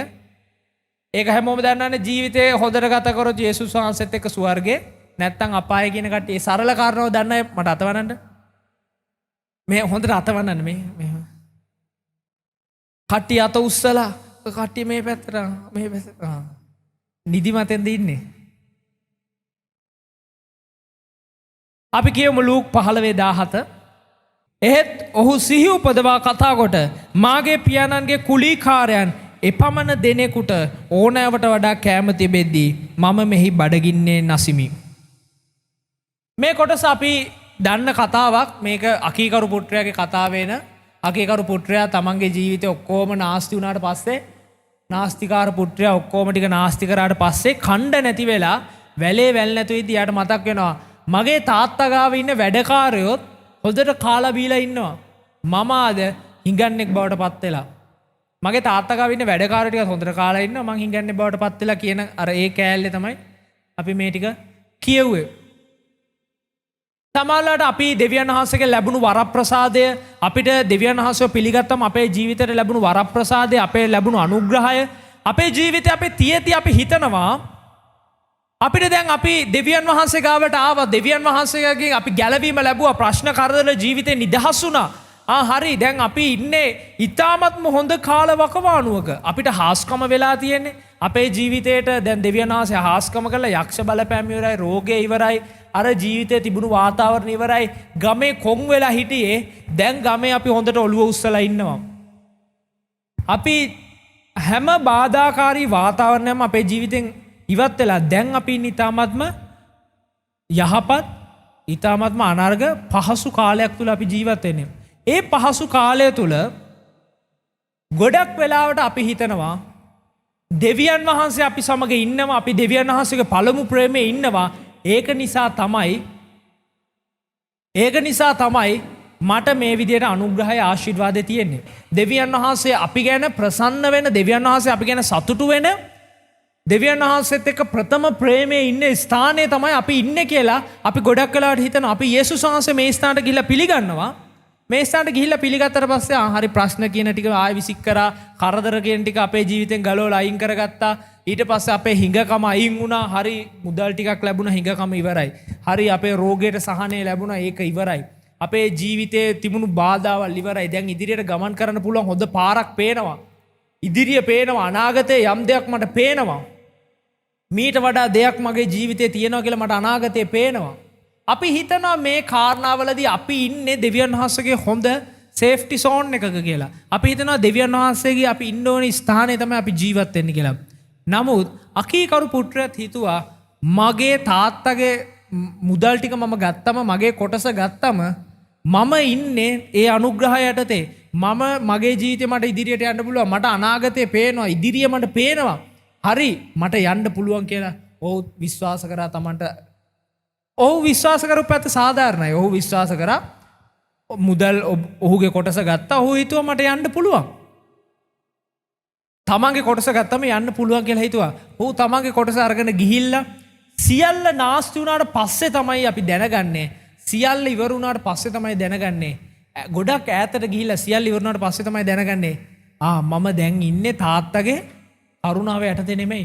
මම දැන් ඉන්නේ සේෆ්ටි සෝන් එකේ නෙමෙයි. මම ඒකෙන් එළියට ඇවිල්ලා මම නොදැනුවත්ව මම ඒ රවුමෙන් එළියට ඇවිල්ලා ඉඳලා තියෙන්නේ. සමහරවිට අපි ජීවිතේ විශ්වාස කරනවා අපිට දෙවියන් වහන්සේ ආශිර්වාද කරලා හැම දෙයක්ම උනාට පස්සේ මුල් ප්‍රේමය අපේ ජීවිතේ නැහැ. මුල් ප්‍රේමයේ තිබුණු සම්බන්ධතාවය අපේ ජීවිතේ නැහැ. අපි එතනින් එළියට ඇවිල්ලා ඒත් අපි හිතනවා ඒක හැමම අපි තුල තියෙනවා. ඒ දේ අපේ ජීවිතය තුල එහෙමම තියෙනවා කියලා අපි හිතාගෙන ඉන්නවා. නමුත් අපි ඒ දේ අපි දැනගද්දි සමහර ලොකු කාලයක් ගිහිල්ලා අපි දෙවියන් වහන්සේගේ ඒ සෝන් එකෙන් අපි එළියට ගිහිල්ලා කියලා අපි දැනගද්දි සමහරවිට අපි ජීවිතේ විශාල දුරක් ගිහිල්ලා අපි ඒ සෝන් එකෙන් එළියට ඇවිල්ලා කියලා අපි දැනගද්දි සමහරවිට අපිට දැනෙන්න පටන් ගද්දි අපි ගොඩක් ඈතට ගිහිල්ලා සමහරවිට අපේ ජීවිතේ ගොඩක් දේවල් නැති කරගෙන විශාල පාඩු සිදු කරන මම මේ කියන්නේ මිල මුදලින් ඒ දේවල් නෙමෙයි. සමහරවිට මිල මුදල ඔබට ඉතුරු වෙයි. සමහරවිට ජීවිතේ කාරණාවල ඔබේ අවසානයට ලං වෙද්දී ඔබට නැති වෙන්න පුළුවන්. බහුතරයකට වෙන්නේ ඒක තමයි දෙවියන් වහන්සේත් එක්ක හොඳ කාලයක් ගත කරනවා. පස්සේ ආශිර්වාදේ හැම දෙයක් එක්කම තියෙද්දි ඊට පිටතට ඇවිල්ලා. දැනගද්දි ගොඩාක් කල් ගිහිල්ලා සමහරවිට හැරෙන්නත් හරි අමාරුයි. අර තිබුණු ප්‍රේමයට එන්න ගොඩාක් දුර ඇවිදගෙන එන්න ඕනේ. අකීකරු පුත්‍රයාත් ගොඩාක් ඈතට ගිහිල්ලා දැන් ඔහුට ගොඩක් දුර ඇවිදගෙන එන්න ඕනේ. ගොඩාක් දුර ඇවිදගෙන එන්න තියෙනවා. ගොඩක් මහන්සියක් දරන්න තියෙනවා. ඒ කාලවකවානුවේ තිබුණු ප්‍රේමය දැන් ඔහු ඒ ස්ථානෙට යද්දී ඒක වෙනස් වෙලාද නැද්ද කියලා ඔහුට ෂුවර් නෑ. ඒකයි ඔහු කියන්නේ මම ඒ ස්ථානේ ගිහිල්ලා වැඩකාරයෙක් විදියට හරි වැඩ කරනවා. ඔහුට ෂුවර් එකක් තිබෙන්නේ නැහැ Tamante ඒ ස්ථානෙට යන්න පුළුවන් ඒ කියලා. ගියත් ඒ ස්ථානේ සමහරලාට අපිට ස්ථානය හිමි වෙන්න නැද්ද කියලා ෂුවර් එකක් තිබිලා නැහැ. ඒකයි යා කියන්නේ මම ඒ ස්ථානට ගියාම මම වැඩකාරයෙක් විදියට හරි ඉන්නවා. නැත්තම් ඔහුට ලොකු විශ්වාසයක් තිබුණා නම් ඔහු කියන මම ගිහිල්ලා ආයෙ තාත්තගේ පුතෙක් වගේ ජීවත් වෙනවා. යේසුස් වහන්සේගෙන් ඈත් වුණාමත් සමහරලාට යේසුස් වහන්සේ ගැන අපිට ඇදහිල්ල නැති වෙනවා. මම ඒකයි කිව්වේ ගොඩාක් දුර ගියාට පස්සේ අර ප්‍රේමයේ තිබුණු සම්බන්ධතාවය ගැන ඇදහිල්ල බිඳ වැටිලා මුල් කාර්යයේ විශාල ඇදහිල්ලක් තිබුණා. හැබැයි කාල වකවානුවක් ඇදී අපි ඈතට ගිහිල්ලා යේසුස් වහන්සේගේ ඊට පස්සේ අපි දන්නවා මම හැරිලා ආයේ මුල් ප්‍රේමයට එන්න ඕනේ. ආයේ මම හැරිලා ඒ ආත්මික ජීවිතයට එන්න ඕනේ. හැබැයි මං ඒ ස්ථානෙට ගියාට ඊට පස්සේ ඔබ දෙවියන් වහන්සේ ගැන ප්‍රශ්න කරන ස්ථානයක තමයි ඔබ ඉන්නේ. ඔබ ප්‍රශ්න කරේ කෝ දෙවියන් වහන්සේගේ මේක මට වෙයිද දන්නේ නැහැ. මං එතනට යන්න ඕනේ. මම ගැලවීම විශ්වාස කරනවා. හැබැයි මේ කාරණාවල් මට සමහරව විශ්වාස කරන්න බෑ. සමහර කිතුණෝ කියනවා මම ආයේ ගැලවීම විශ්වාස කරනවා. මම ගැලවීම ලැබලා මම ආයේ යේසුස් වහන්සේ විශ්වාස කරගෙන ඉන්නා. මං දන්නවා යේසුස් වහන්සේ ගැලවුම්කාරය. යේසුස් වහන්සේ පාපයට සමාව දෙනවා. ඒක මම දන්නවා. හැබැයි හාස්කම සමහරවල්ලාට මට විශ්වාස කරන්න බෑ. සමහරවල්ලාට දෙවියන් වහන්සේගේ අර කොටස මට විශ්වාස නැහැ. මම මේක කරන්නම් හැබැයි මට අරක විශ්වාස නැහැ. සමහරවිට දෙවියන් වහන්සේ ප්‍රශ්න කරනවා. අකීකරු පුත්‍රයා නැවත හැරිලා ආපුවම ඒ පියා ඔහුව බාරගත්තා. මේක සරල කතාවක්. ඔබ සන්ඩේ ස්කූල් ගිය කට්ටිය නම් සන්ඩේ ස්කූල් එකේ ළමයාගේ ඉඳලා දන්න කතාව. අකීකරු පුත්‍රයාව ඒ තාත්තා පිළිගත්තා. ඔහුට හොඳම වස්ත්‍රය දුන්නා. ඔහුට හොඳ සංග්‍රහයක් දුන්නා. ඔහුට මුදුවක් පැළඳුවා. නැවත පුත්‍රකම දුන්නා. අපිත් අද දවසේ දෙවියන් වහන්සේගේ මුල් ප්‍රේමෙන් අපි ගැලවිලා නම් මුල් ප්‍රේමෙන් ඉවත් වෙලා නම් සමහරවිට ජීවිතේ අයින් කරන්න බැරි කෑලි අපේ තියෙනවා නම් ඒ කෑලි ටික ඔක්කොම අයින් කරගෙන අපේ මුල් ප්‍රේමයට ඒ කෑලි ඔක්කොම ඔබ හිතන්න එපා දැන් මගේ ජීවිතේ මේ කාරණා ටික තියෙනවා මං ඒ ටික ඔක්කොම අයින් කළා යේසුස් වහන්සේ ගාවට එන්නම් කියලා. යේසුස් වහන්සේ පව්කාරයට මිසක් යේසුස් වහන්සේ එන්න කිව්වේ යේසුස් වහන්සේ නිර්දෝෂි මනුස්සයට නෙමෙයි මේ පොළොවට ආවේ. යේසුස් වහන්සේ නිර්දෝෂි මනුෂ්‍යෙක් ඉදසා නෙමෙයි මේ පොළොවට ආවේ. ඒක නිසා ඔබේ ජීවිතේ අයින් කරගන්න බැරි කෑලි තියෙනවා නම් අයින් කරගන්න බැරි කාරණාවල් තියෙනවා නම් ඔබ කමක් නැහැ. ඔබ දෙවියන් වහන්සේ ගාවට ලං වෙන්න, දෙවියන් වහන්සේ තුලට එන්න, සභාවෙන් උදව් ඉල්ලන්න, පාස්ටර්ලාගෙන් උදව් ඉල්ලන්න, සේවය කරන අයගෙන් ඔබ උපකාර ඉල්ලන්න, සේවය කරන අයට කියන්න මට උදව් කරන්න මට මේ දේෙන් එළියට එන්න. දෙවියන් වහන්සේගේ ක්‍රියාව ඊට පස්සේ ඔයාලත් එක්ක නිදහස් වෙයි. ඒ දේව සේවකයෝ ඔබට උපකාර කරයි. සමහරවිට මුල් ප්‍රේමයට එන්න බැරි සමහර වාතාවරණ ඔබට මේ වෙද්දි ගොඩ නැගිලා නම් ඈත් වෙච්ච කාල වකවානුවේදී සිදුවෙච්ච සමහර කාරණා නිසා මුල් ප්‍රේමයට ඇතුල් වෙන්න බැරි සමහර කාරණාවල් ජීවිතේ ගොඩ නැගිලා. දැඩි තීරණයක් ගන්න වෙනවා සමහරවිට හැරිලා එන්න. සමහරවිට දැඩි තීරණයක් ගන්න වෙනවා හැරිලා එන්න. විශාල තීරණයක් ඒක. ඔබට තේරෙයි මේක කරන්න අපහසු වාතාවරණයක් සහිත තත්ත්වයක්. නමුත් එවැනි තත්ත්වයන් තුල පවා ඔබට අවස්ථාවක් අවශ්‍ය නම් දෙවියන් වහන්සේගේ දාසයන්ගෙන් ඔබ ඇවිල්ලා උපකාර ඉල්ලන්න. ඔවුන් දෙවියන් වහන්සේගේ උපකාරය ඔබ ගාවට ගෙනෙයි. මොකද දෙවියන් වහන්සේ ඉන්නේ පව්කාරයන්ට, දෙවියන් වහන්සේ ඉන්නේ ජීවිතේ වැරදිච්ච මනුස්සයන්ට, දෙවියන් වහන්සේ ඉන්නේ අතහැරුණු මනුස්සයන්ට නැවත ප්‍රේම කරන්න. ඒකයි යේසුස් වහන්සේ අකීකරු පුත්‍රයා ගැනත් ඔය උපමාවෙන්නුත් අපිට කතා කරන්නේ. අපේ සභාවට තියෙන ලොකු ප්‍රශ්නයක් තමයි අපේ සභාවට තියෙන චෝදනාව. මේ සභාව පව්කාරයන්ට ඉඩ දෙනවා කියලා. පව්කාරයන්ට පිහිට වෙනවා කියලා. පව්කාරයන්ව පල්ලිය ඇතුලේ දාගෙන ඉන්නවා. වෙන සභාවල් වල පව්කාරයෝ දාගන්නේ නැහැ. වෙන පාස්ටර්ස් සමහර වෙලාවට කියන චෝදනා තමයි මෙයාලා ඔයත් එක්කනේ ඉන්නේ. මෙයා මේ වගේ නේද? මෙයාගේ මේ වැඩ තියෙනවා නේ. මෙයා ඔයාලත් එක්කනේ ඉන්නේ. මෙයාගේ මේ වගේ වැඩ තියෙනවා නේ. පොර අර වගේ නේ ඉස්සර. මේ ඔයාලගේ සන්ඩේ ස්කූල් කරන කෙනා අර වගේ නේද? එයා ඉස්සර මේ වගේ නේ හිටියේ ඉස්සර. ඒක නිසා මගේ ළමයා සන්ඩේ ස්කූල් එවන්න බෑ. එහෙම වෙලා තියෙනවා. මෙහි අපේ සන්ඩේ ස්කූල් කරපු සමහර කට්ටියගේ පරණ මොකක් හරි ජීවිතේ වෙච්ච වැරද්දක් මොකක් හරි මතක් කරලා එයා සන්ඩේ ස්කූල් කරනවානේ මගේ ළමයා එයා ගාවට එවන්න ඉඩයක් නැහැ කියලා සන්ඩේ ස්කූලෙන් අයින් කරගන්න. ඔයාලගේ පල්ලිය අරයා ඉන්නවානේ. මෙයා ඔයාලගේ පල්ලිය මේව කරනවානේ. එහෙම කියන මිනිස්සු. ඔව් අපේ පල්ලියේ පව්කාරයෝ තමයි ඉන්නේ. ඔයාලට දේශනා කරන මිනිස්සුත් පව්කාරයෝ. මාත් පව්කාරයෙක්. අපි යේසුස් වහන්සේ ආවේ පව්කාරයන්ට. යේසුස් වහන්සේ ආවේ ධර්මිෂ්ඨ මනුෂ්‍යයට සමාව දෙන්න නෙමෙයි. යේසුස් වහන්සේ ආවේ ධර්මිෂ්ඨ මනුෂ්‍යව පවිත්‍ර කරන්න නෙමෙයි. යේසුස් වහන්සේ ආවේ පව්කාරයට සමාව දෙන්න. යේසුස් වහන්සේ කුරුසියේ ඉඳ අර ස්වර්ගයේ ඉඳලා මෙතනට බැහැලා ඇවිල්ලා කුරුසියේ ජීවිතේ දෙන්න ඕනේ ධර්මිෂ්ඨ උදෙසා. යේසුස් වහන්සේ ආවේ මේ පොළවේ ඉන්න පව්කාරයෝ උදෙසා. මේ පොළවේ ජීවිතේ වැරදිච්ච මිනිස්සුයෝ උදෙසා. මේ පොළවේ ඉන්න ජීවිතේ පරාජය වෙච්ච මිනිස්සුයෝ උදෙසා යේසුස් වහන්සේ ආවේ. ඒක නිසා ඒ හැම කෙනෙක්ටම අපි කියදි කියනවා ඔව් අපේ පව්කාරයෝ ඉන්නවා. මේ කැලේ එඩිට් කරගන්න ඕනේ දැන් මම කියලා තියෙනවා මගෙන් කෙනෙක් ඇවිල්ලා ඇහුවා ඒක කතාවක්. ඔව් මං කිව්වා අපේ පල්ලියේ හැම එකාම ඉන්නවා. මං කිව්වා අපේ පල්ලියේ බේබද්දෝ ඉන්නවා. අපේ පල්ලියට බේබද්දෝ එනවා. අපේ පල්ලියට කුඩුකාරයෝ එනවා. අපේ පල්ලියට බඩුකාරයොත් එනවා කියලා මං කිව්වා. කියද්දි කියන්න ඕනේ මේ මනුස්සයාට ඒක වචනෙන්ම කියලා දාන්න ඕනේ. මං කිව්වා මේ හැම මීහම අපි ගාව ඉන්නවා. ඔව්. මේ හැම මනුස්සයම ඉන්නේ යේසුස් වහන්සේ මිනිසුන්ව කැඳවපු නිසා. සමහරවිට ජීවිතේ මුල් ප්‍රේමෙන් අයින් වුණාට පස්සේ යේසුස් වහන්සේගේ ජීවිතෙන් අයින් වුණාට පස්සේ ජීවිතේ වැරදුණු කාරණාවල් හදාගෙන ඔබ එන්න උත්සාහ කරන්න එපා. ඔබේ වැරදුණු කාරණාවත් එක්කම ඇවිල්ලා ඉඳ ගන්න. ඒ වැරදුණු කාරණාවත් එක්කම යේසුස් වහන්සේ ගාව දන ගහන්න. ජීවිතේ මිස් වෙච්ච කාරණාව එක්ක ඔබ ඇවිල්ලා යේසුස් වහන්සේ ගාවට එන්න. අද දවසේ යේසුස් වහන්සේ කියන්නේ ස්වාමීනි මම ඔබෙන් මුල් ප්‍රේමෙන් අයින් වුණාට පස්සේ මේ කාරණාවල් මගේ ජීවිතේට ලං වුණා. මේක මගේ ජීවිතේ ඔයාලට මුල් ප්‍රේමයට එන්න බැරි අවස්ථාවක්. යේසුස් වහන්සේට කියදී යේසුස් වහන්සේ ලෑස්ති ඒ හැම දෙයක් අයින් කරන්න. අකීකරු පුත්‍රයා නැවත හැරිලා එද්දී ඔහු හිතුවනම් මම අර තාත්තගේ නාස්ති කරපු ටික ඔක්කොම හම්බ කරගෙන ආයෙ එන්නේ මම මගේ ජීවිතේ අර පෙර තිබුණු තත්ත්වයට පත් කරගෙන ගේ ඇතුළට වෙන්නම් කියලා. අදටත් අකීකරු පුත්‍රයා තාම ගෙදර ඇවිල්ලා නැහැ. අකීකරු පුත්‍රයා තාම මග එන ගමන්. හැබැයි ඔබ අකීකරු පුත්‍රයා තීරණය කරා කමක් නැහැ මම මේ විදියට මගේ තාත්තා ගෙදරට යන්නම්. මගේ තාත්තා ගෙදරට මම මේ විදිහට යන්නම්. හැබැයි එහෙම යද්දී දෙවියන් වහන්සේ ඔහු පිළිගත්තා. අකීකරුව ඉඳලා අපි ජීවිතේ යේසුස් වහන්සේ ගාවට ඇදී යේසුස් වහන්සේ අපි පිළිගන්නවා. ඒ හැම කාරණාවක් අපේ ජීවිතය ඊළඟට පරිවර්තනය වෙන්නට යනවා. අද ඔබ තීරණයක් ගන්න. මම කතා කර මුල් ප්‍රේමය ඔබට තියෙනවද? යේසුස් වහන්සේ කියන ඔබ මොන දේ තියෙන්න පුළුවන්, අර දේ තියෙන්න පුළුවන්, මේ දේ තියෙන්න පුළුවන්, අර කාරණාවල් තියෙන්න පුළුවන්. හැබැයි මුල් ප්‍රේමය නැති කරගන්න එක මට දුකක් නෙමෙයි. යේසුස් වහන්සේ කිව්වේ නෑ, දෙවියන් වහන්සේ කිව්වේ නෑ මුල් ප්‍රේමය නැති කරගන්න එක මට දුකක් කියලා කිව්වේ නෑ. යේසුස් දෙවියන් වහන්සේ කිව්වේ නෑ ඔයා මට තිබුණු පළවෙනි ආදරේ නැහැ. ඒක නිසා මට දුකයි, මට දරා ගන්න බෑ කිව්වේ නෑ. යේසුස් වහන්සේ කිව්වේ බයිබලේ කියලා තියෙනවා මම ශෝක වෙනවා කියලා තියෙනවා. ඒක වැරද්දක් කියලා තියෙනවා. මේ ස්ථානේ කියලා තියෙන්නේ ඒක මං ඉදිරියේ වැරද්දක්. ඒක නිසා මුල් ප්‍රේමයට නැවත එන්න. මුල් ප්‍රේමේ නැවත සිහි කරන්න. යේසුස් වහන්සේත් එක්ක තිබුණු මුල් සම්බන්ධතාවයට ගමන් කරන්න.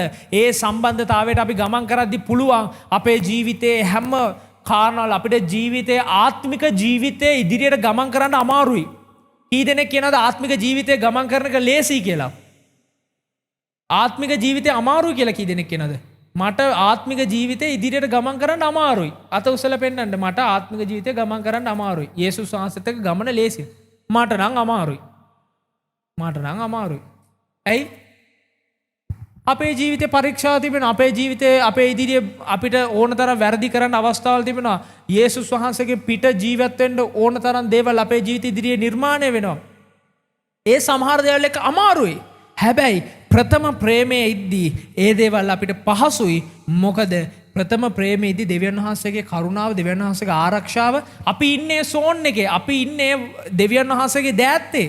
එතකොට අපිට ලේසි ඒ හැම කාරණාවක් අපේ ජීවිතේ ඉවත් කරලා අපිට පහසු ජීවිතයක් ගත කරන්න. ඒක නිසා ප්‍රථම ප්‍රේමයෙන් ඉවත් වෙන්න එපා. ප්‍රථම ප්‍රේමයෙන් ඉවත් වුණොත් ඒක දෙවියන් වහන්සේ ඉදිරියේ වැරද්දක්. අද දවසේ ප්‍රථම ප්‍රේමයට නැවත එන්න. අද දවසේ දෙවියන් වහන්සේගේ ප්‍රථම ප්‍රේමය සිහි කරන්න. අද දවසේ ප්‍රථම ප්‍රේමයට දෙවියන් වහන්සේ ඉදිරියේ ඔබ ඉඩ ලබා දෙන්න. මොකද අකීකරු පුත්‍රයා ඔබ හැම කෙනෙක්ම මතක තියාගන්න. අකීකරු පුත්‍රයා නිවසෙන් පිටත් වුණු දවසේ පටන් නැවත නිවසට එන දවස දක්වා ඒ පියාට ඔහු ගැන තිබුණු සැලැස්ම ක්‍රියාත්මක කරන්න ඔහුට හම්බුනේ නැහැ. ඒ කාලයම ඔහුගේ අපරාධය, ඒ කාලයම නිකරුණේ ගෙවිලා ගියේ. ඒ කාලය තුල ඔහුට ලැබෙන්න තිබුණු ආශිර්වාදය ලැබුණේ නැහැ. ඒ කාලය තුල ඔහුට ලැබෙන්න තිබුණු ප්‍රේමය ලැබුණේ නැහැ. ඒ කාලය තුල ඔහුට ලැබෙන්න තිබුණු පෝෂණය ඔහුට ලැබුණේ නැහැ. අපි දෙවියන් වහන්සේගේ ඈත් වුණාට පස්සේ සමහරවිට දෙවියන් වහන්සේගේ සැලැස්ම අපිට තිබෙන්නේ කාලයත් එක්ක. සමහරවිට ඒ සැලැස්ම මෙහෙම කෙලින් ගමන් කරන්න තියෙන පාර සමහරවිට මෙහෙම ගිහිල්ලා අපේ පාරෙන් පිටට පැන්නොත් ගොඩාක් රවුමක් ගහලා වෙන තැනකින් තමයි අපිට එන්න වෙන්නේ. හැබැයි අර මැද තිබුණු කාරණාවල් ටික අපිට හම්බ වෙන්නේ නැහැ. කෑගල්ල ටවුන් එකටත් එද්දි කොළඹ ඉඳලා ආවොත් නුවරට යනවා නම් බයි රෝඩ් එකෙන් දැම්මොත් ටවුන් එක හම්බෙන්නේ නැහැ. ටවුන් එකේ තියෙන කඩ ටික හම්බෙන්නේ නැහැ. ටවුන් එකේ තියෙන මාකට් එක හම්බෙන්නේ නැහැ. ටවුන් එකේ තියෙන ඔබට නවත්තලා කන්න කඩයක් හම්බෙන්නේ නැහැ මග පාරේදී. මේ ටවුන් එක මැද්දෙන් ගමන් කරද්දී ඔබට ගොඩාක් දේවල් ගන්න පුළුවන් shopping කරන්න පුළුවන්. ඒ ටවුන් එකේ ඉන්න මිනිස්සුත් බලාගෙන යන්න පුළුවන්. හැබැයි අර පැත්තෙන් ගියොත් බයි රෝඩ් එකෙන් දැම්මොත් කැලෑවක් මැද්දෙන් ඔබ ආය කොහෙන් හරි ජොයින් වෙනවා. ඒ වගේ තමයි ජීවිතේ සමහර වෙලාවට අපි දෙවියන් වහන්සේගෙන් එළියට ඇවිල්ලා අකීකරු පුටට එළියට ඇවිල්ලා සමහරවිට අපි ආයෙ සම්බන්ධ වෙද්දි ගමනේ යයි. හැබැයි අර මැද මිස්සුණු මිස් එක ඒ මිස් කරපු දේවල් ටික නැවත කවදාවත් අපිට හම්බෙන්නේ නැහැ. කොළඹ ඉඳලා නුවරට යද්දි කෑගල්ලට එළියෙන් දාලා ආයෙ එළියෙන් ඇවිල්ලා නුවර ගියොත් කෑගල්ලේ ටවුන් එක කවදාවත් ඒ මිනිස්සුන්ට හම්බෙන්නේ නැහැ. යේසුස් වහන්සේගෙත් එහෙමයි. නුවරට යයි හැබැයි කෑගල්ල හම්බුන්නේ නැහැ. හැබැයි ඔයාලා දෙවියන් වහන්සේට ගමන් කරන ගමනේදී බයි රෝඩ් හොයන්න ගිහිල්ලා නැත්තම් පාරෙන් පිට පැනලා ඔබ ගමන් කරන්නේ නැතුව මාර්ගයේ ගමන් කරොත් ඒ කාල වකවානුවේ හම්බෙන්න තියෙන කාරණා ටිකත් ඔබේ ජීවිතේට සම්පූර්ණ ලැබෙයි. ඒක නිසා අද තීරණයක් ගන්න මම නැවත ප්‍රථම ප්‍රේමයට එනවා. මම නැවත ප්‍රථම ප්‍රේමය හොයනවා. යේසුස් වහන්සේගෙන් මගේ මිස් වෙච්ච කෑල්ල මම හොයා ගන්න ඕනේ. මගේ සම්බන්ධතාවය ප්ලග් එක ගැලවුණා නම් ආයේ ප්ලග් වෙන්න ඕනේ. ආයේ මම යේසුස් වහන්සේත් එක්ක සම්බන්ධ වෙන්න ඕනේ. මගේ ජීවිතේ මම කියන මමත්වයේ කාරණාවල්, මම කියන ආත්මාර්ථකාමී කාරණාවල්, මගේ සමහර ජීවිතේ අයින් කරන්න බැරි දේවල් මගේ ජීවිතේ හැදිලා තියෙනවනම් ඒවා හැඩවෙන්න යේසුස් වහන්සේගේ ස්වරූපයට හැඩගැහෙන්න ඒ දේවල් කඩලා අයින් කරන්න ඕනේ. යේසුස් වහන්සේගේ ස්වරූපයට හැඩගැහෙන්න සමහරවිට කටුවයි මිටියයි පාවිච්චි කරලා කඩලා අයින් කරන්න වෙනවා. ඒක නිසා අද දවසේ අපි හැම කෙනෙක්ම අපි මොහොතක් අපි ඉන්න ස්ථානෙට අපි දැස් වසාගමු. අපි හැම කෙනෙක්ම අපි දැස් වසාගෙන අපි උන්වහන්සේට කියමුද ස්වාමීනි ඒ ඔබ වහන්සේත් එක්ක තිබුණු ප්‍රථම ප්‍රේමයට ගමන් කරන්න උදව් කරන්න.